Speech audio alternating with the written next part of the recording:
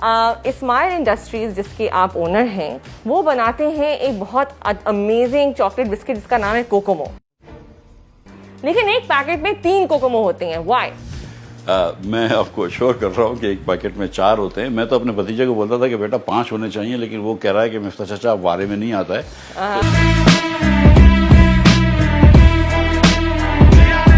एक पैकेट में 4 होते हैं। आपको मेरे ख्याल से कोई बैड लक है, क्योंकि मशीन से काउंटिंग होती है। ये सबका बैड लक क्यों हो रहा है? जोर जोर से बोल के लोगों को स्कीमें बता दे।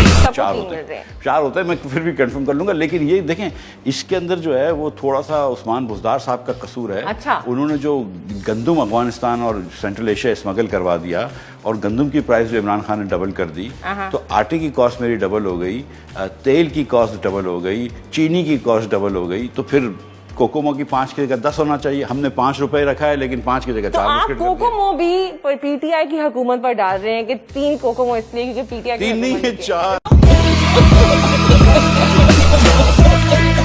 लेकिन 4 इसलिए है 4 इसलिए है कि पहले 5 या 6 होते थे 5 रुपए में, लेकिन अब हमारे उसमें नहीं आती कॉस्ट में। तो अगर कराची वाले आपको वोट डालेंगे तो क्या कोकोमो में 4 कोकोमो आ जाएंगे? कोकोमो में 4 छोटी बच्ची हो क्या?